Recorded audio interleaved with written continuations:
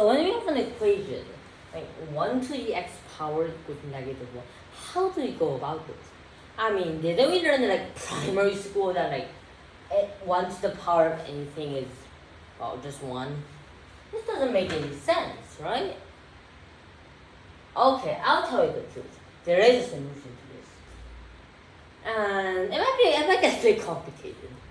So, first we have to take these two numbers, 1 and negative 1, to the complex plane. Now how do we do that? We use the complex vector, of course. Now this vector, this will be a real axis, and this will be the imaginary axis. And we'll consider the number 1 first. We mark 1 at the radius, like so. And the goal here is to get a complex number z, which we usually represent as a to the bi, I being the imaginary unit. And this can also be represented as e to the I phi, where phi is how many radians we've been rotated by. Now, to get to 1, we can start from this point, and we can just stay there, and that will still be 1, right? It doesn't really matter. So that would be 0. Now, what if we go a full circle and come back here? Well, that's the same as just staying there, so it must be the same, right? Yes, it is. That means that not only is 0 possible, that this is 360-degree turn, and we know that 360 degrees equals 2 pi radians. So, we have 2 pi, we do the same thing again. Now, if you do the same thing again, 2 pi, 4 pi, and you're still back at 1. And let's keep repeating this, and you'll still get back to 1 anyway. So we'll just get 6 pi, 8 pi, or we'll just keep repeating. Now, we can just generalize this, right? We don't have to just stick with this infinite pattern. Now, in this case, v would be e to the I phi, where phi is 2 pi with a k. Now, in this case, this k is an integer. So we'll just mark it like k is an integer, like that. Now this sum symbol is the set of all integers. So that's problem solved, right? Because, so that's how you define 1. But then how do you define negative 1? You do the same process, but as negative 1 at that point. Like so. Now, this is the real axis again, just to remind you, this is the imaginary axis. But, okay, we get this going like that. Oh, that was kind of bad. Sorry. Yep. We can just go like that.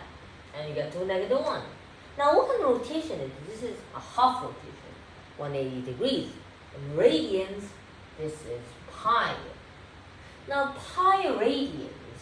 Now, this means that phi would be pi, right? Correct. E to the I pi, e to the I phi, where phi is pi. Now, it says this is negative 1. Now, some of you might recognize this. You know why? This is very famous equation, sometimes called the most beautiful equation in math. And it's called Euler's identity. Yep, okay. Now that we've got that out of the way, we have 2 different definitions for 2 different numbers, 1 and negative 1. And we just continue. Now we just plug this in. So for 1, if you plug it in, we get, well, e to the I just reordered this, e to the 2I pi k, and to the power of x. Now x, and then that's negative 1 going to negative 1 e to the I pi.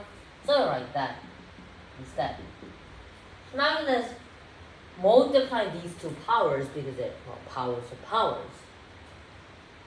I get e to the 2I pi kx. Well, that's another thing multiplying together, and e to the I pi. Now, I just want to get rid of the e first to start this equation. For that, we can just take the natural log on both sides, or ln on both sides for short. Now, when we take this, the L1 and the E will cancel out because L1 is this log base E. So we just get the power straight back. 2I pi kx, and since the E is gone, we just get I pi now. Now, we can divide by I pi on both sides. And now, this fraction will just be 1 because they cancel out. And when these two cancel each other out, we're left with 2kx. Now, since we're trying to get x here, we'll just divide by 2k on both sides. And actually, that's our answer. X equals, let's write this somewhere else. Very much. X equals 1 over 2k. And of course, k can be any integer. And that's our answer. Now, you might be thinking, a real number, how is that going to work? 1 to the power of a number being negative 1, and is this simple? Who could have thought? Well, let's try to prove this. You see, let's just assume that k, and of course k is an integer, and you know that k is not 0 because it is divided by 2k. And if we divide it by 2k and k was 0, that would mean that we divided by 0, which isn't good for society. Let's say k is not equal to 0. Cool, okay. Now that k is not equal to 0, we got that out of the way. Now you just have to just say x equals 1 over 2 for starters. We also have 1 over 4 when k equals 2. And when k equals 3, we have 1 over 6, and so on. Of course, there's the negatives, but I don't think that's very necessary. Let's just read the reciprocals. So let's say that we have this hand. Let's take the first one as an example. And let's just plug it in to see if it works. So I'll just do it here. So 1 to the power of 1/2, doesn't that look familiar? 1 up to the power of 1/2, it's just to say to the square root of the number. Because, as you said before with power rules, laws of indices or maybe, when you have a to the 1 over n power, you just get the nth root of a. Now, the nth root of a, n in this case is 2.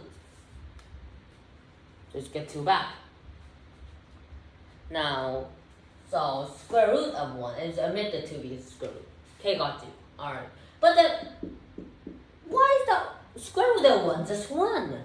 That doesn't fulfill our requirements. Well, this 1 right here is what we call the principal square root. Now, the principal square root is the square root, but it's only one of the square roots. We have other square roots out there. And you guessed it, it's the negative version. This can be shown by just making x squared being equal to 1. Because we know that even the definition of square root says, well, what's the number that's squared to get another number? So what's the number squared to get 1? Well, there can be 2 answers. If you take the square root on both sides, we need to remember to put a plus or minus when solving quadratic. Now that'll cancel. And then after x equals plus or minus square root of 1, which is 1. Plus or minus 1. Hey! Take the negative. We can see that this square root of 1 is in fact negative 1. It works. Okay, and let's try these. So it'll be the same actually, because for every single one of these, these are just, so let's say it's fourth root. So that will just be the square root of the square root of 1. And for this, and it'll just keep going like that. So there you go.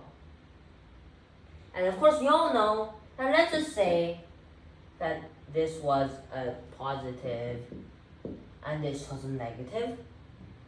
And of course, that will just be negative 1. Because square root of the 1 is just 1. And just take the negative of that. So, when x is 1 over 2k, where k is an integer, then 1 to the power of x is negative 1. And that's our answer. Thank you.